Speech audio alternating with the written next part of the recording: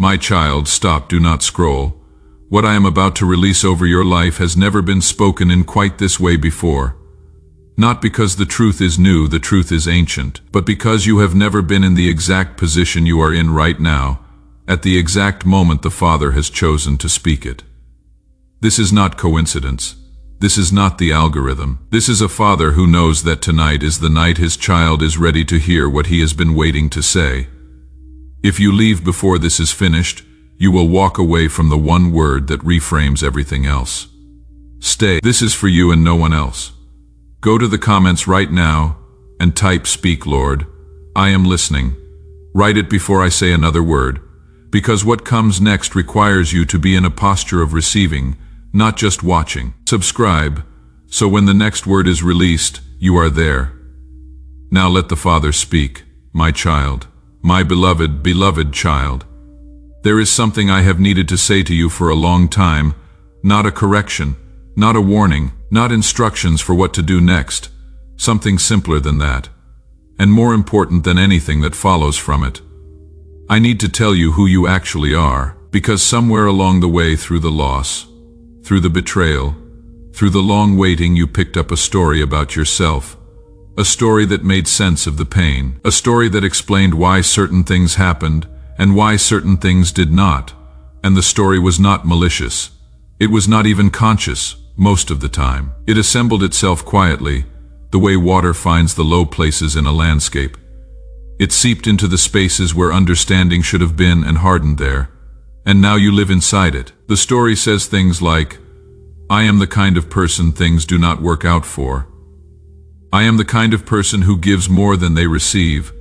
I am the kind of person who almost gets there but not quite. I am the kind of person who was meant for something but something always gets in the way.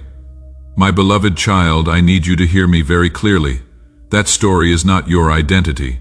That story is a wound wearing your name, and I did not create you to live inside a wound. I created you for something the wound could not contain.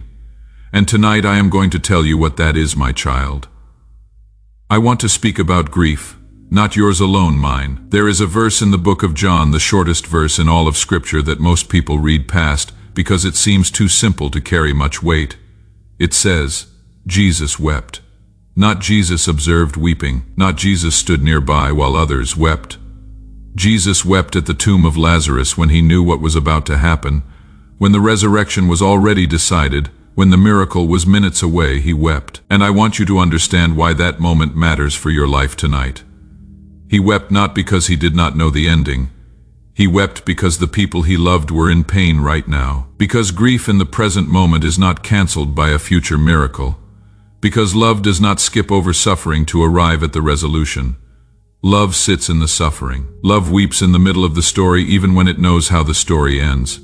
My child, I have been in your story, not above it, watching it play out with clinical distance in it. I have been in the rooms where you cried alone. I have been in the silence of the prayers that went unanswered. I have been in the mornings when the weight arrived before you were fully awake to bear it, and I have not been there unmoved. I want you to receive something that I think you have never fully received. I grieved with you. Not for you, from a distance with you. Every season that cost you something real, I was there, and I was not untouched by it. The Father who holds the universe was moved by what was happening in your particular life. My beloved child, your suffering was not small to me. It was not a footnote. It was not collateral. It moved me. And now I am moving on your behalf. My child, I want to tell you something about the person you became through the hard seasons. Because you became someone, the pain did not just wound you. It formed you. And what was formed in you through the difficulty is something I want to name tonight, because I do not think anyone has named it for you. You developed a particular kind of strength that cannot be manufactured in comfort. It is the strength of someone who has been at the end of themselves and discovered that the end of themselves was not the end. That at the bottom of every resource you thought you had every bit of courage, every reserve of faith, every last shred of the believing you could access something remained. Not something you produced, something that held. That discovery, the discovery that you are held by something beyond your own capacity to hold, is one of the most important things a person can know. And you know it, not as a theory, as a lived experience. You went to the bottom and found out the bottom was not empty. My beloved child, that knowledge is something I am going to use, because there are people in your life and people who will enter your life in this next season who are at their own bottom right now. They are at the place where they have run out of what they thought would be enough. They are at the edge of giving up, not because they are weak, but because they are human, and humans reach limits, and they are going to need someone who has been there. Not someone who has read about it, not someone who can theorize about it from a comfortable distance. Someone who can say, I was at this exact place, and I can tell you from the other side of it the bottom is not empty. You are that someone. But my child, there is something I need you to do first. I need you to let go of the version of yourself that the hard season built. Not the strength. Keep the strength. Not the depth. Keep the depth. Not the compassion that grew from the pain. Keep that most of all. What I need you to release is the identity the wound gave you. The story that said you are someone things happened to. The self-understanding that made limitation feel like destiny. The quiet conclusion that the ceiling you kept bumping against was not a ceiling at all, but the actual top of what was possible for you. My beloved, that was never the ceiling. That was the floor of what comes next. And I need both your hands free to receive it. Reach into the place where you have been holding the old story. The story of the person defined by what happened to them. The person who almost made it. The person whose faith was enough to survive, but not enough to thrive. I need you to loosen your grip on that person tonight. Not because she is not real, not because he did not matter, not because the story was a lie from beginning to end, but because that person was always meant to be a season, not a destination, and the season is ending. My child, I want to show you something about the valley. In Ezekiel 37, I showed the prophet a valley full of dry bones, and I asked him a question that I ask you tonight: can these bones live? And the answer I gave was not a lecture about possibility. It was an action. I told him to prophesy to the bones, to speak to what looked finished, to address what looked irretrievably dead as though life were still an option. And as he spoke, something happened. The bones came together, first the framework, then the sinew, then the flesh, then the breath. What had been scattered and dry and beyond all visible hope became a vast army. My beloved child, do you understand what I am saying to you? The dry things in your life are not the evidence of the ending. They are the raw material of the resurrection. The dreams that feel scattered, that feel disconnected from each other, and from any coherent future, I am calling them together. The vision that felt dried out, the hope that lost its moisture through the long waiting, I am breathing into it. Not a little breath, the same breath I breathed into Adam when the clay was still and the waiting was complete. The full breath, the life-giving, world-starting, destiny-activating breath, into what is dry in you right now. And I want to say something about the valley itself before I speak about what comes after it. Because most people rush past the valley to get to the army. They want the ending without sitting in the weight of what the beginning of the miracle looked like. But my child, the valley matters. Ezekiel did not arrive at a valley of living things that needed a small adjustment. He arrived at dry bones, scattered. No connection between them, no flesh, no breath, no visible possibility. And I want you to understand what that image was doing. It was not showing the prophet the worst-case scenario. It was showing him the full range of what I can work with. Because if I can do what I did in that valley, if I can take what was completely, visibly, undeniably finished and call it back into fullness, then nothing in your life is outside the range of what I can restore. Not the thing you stopped praying about because it felt too far gone. Not the relationship that ended in a way that seemed to make reconciliation impossible. Not the dream that was buried so long ago that you stopped calling it a dream and started calling it a regret. Not any of it. The condition of the bones in Ezekiel's valley was not a limitation on what I could do. It was a demonstration of how far my reach extends. My beloved child, hear me say this. I chose that valley on purpose. I could have shown Ezekiel a field of sleeping people who just needed to be woken up. I chose the driest valley. I chose the most finished-looking situation, because I wanted the range to be unmistakable.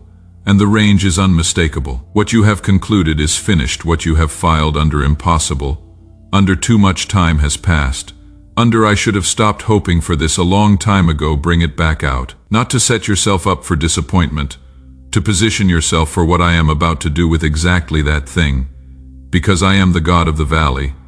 I am the God who shows up when the bones are dry. I am not deterred by how long it has been. I am not limited by how dead it looks. I breathe, and the bones live, and the breath is coming for your valley, my child.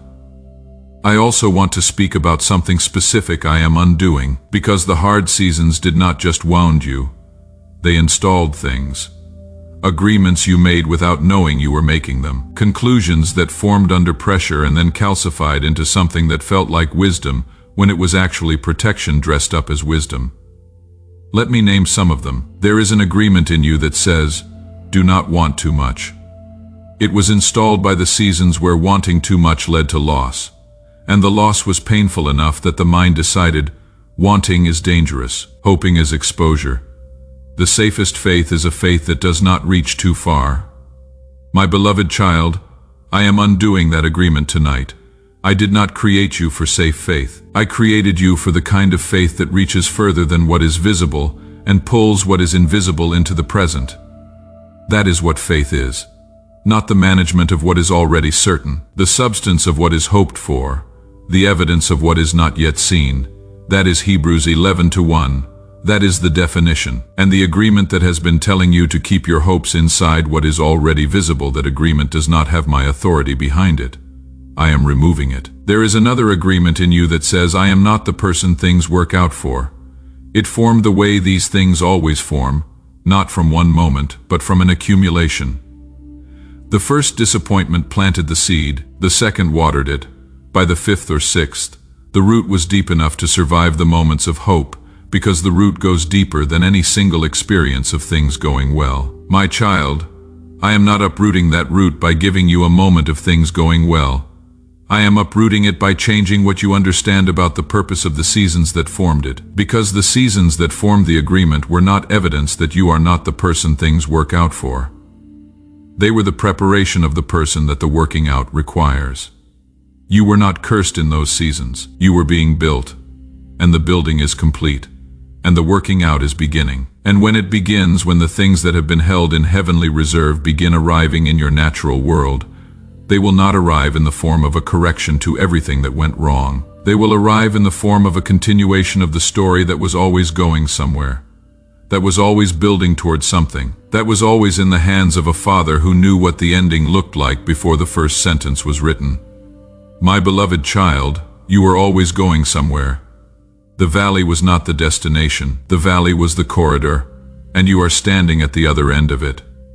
My child, I want to speak about one more thing before I call you to receive this word. I want to speak about the people who formed an opinion about you during your valley season, the ones who watched the difficulty and drew conclusions about the cause, who decided that what you were going through was the result of something in you, some lack of faith, some uncovered sin, some spiritual deficiency that was producing visible consequences, who said the things to your face or behind your back.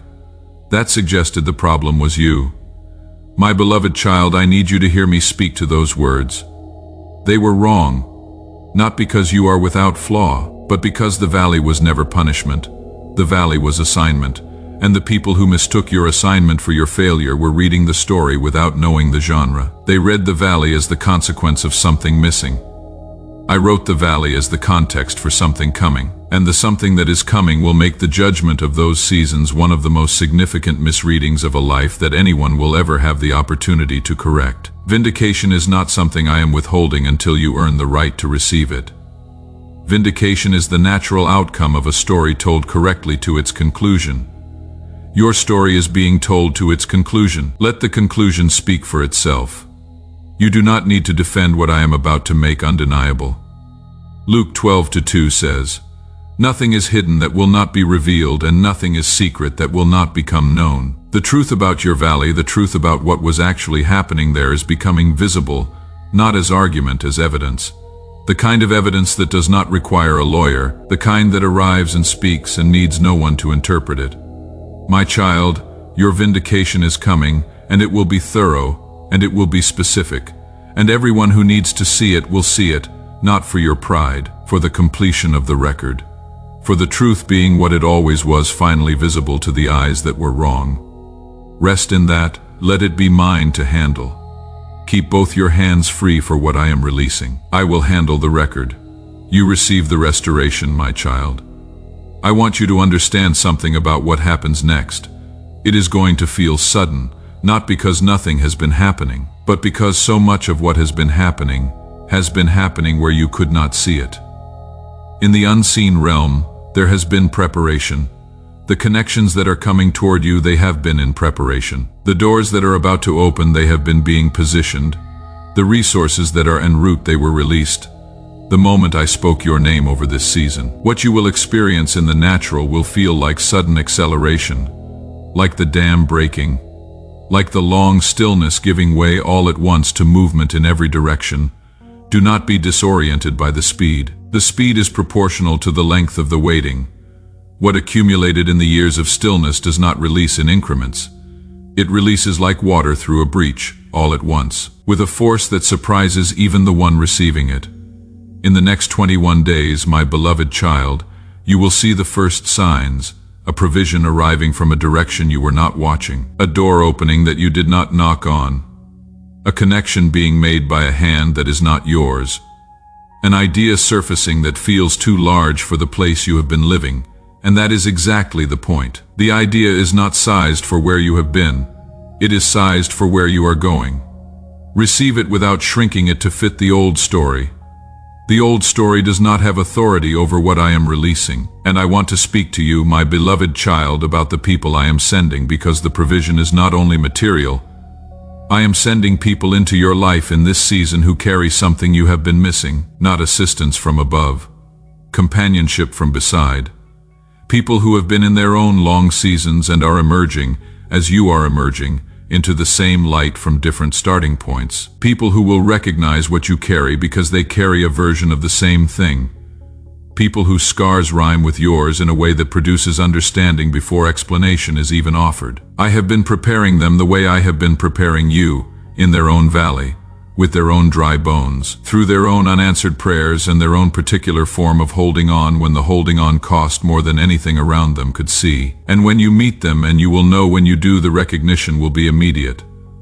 Not a feeling of finally being understood by someone, a feeling of finally meeting someone who was always supposed to be there, because they were always supposed to be there. I wrote the meeting long before either of you knew to expect it. My child, I also want to speak about the warfare that has been running against your mind, because I see it. I have always seen it. The thoughts that arrive without invitation, the fear that does not have a clear object, but is simply present, coloring everything, the intrusive heaviness that settles in the hours when the world gets quiet, and there is nothing left to distract from what is inside. I need you to hear me say something that I need you to receive as more than comfort. That warfare was not assigned to you by me.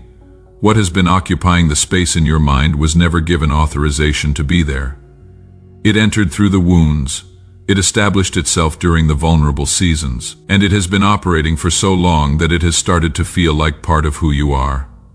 It is not part of who you are. 2 Timothy 1-7 says, I have not given you a spirit of fear, but of power, and of love, and of a sound mind.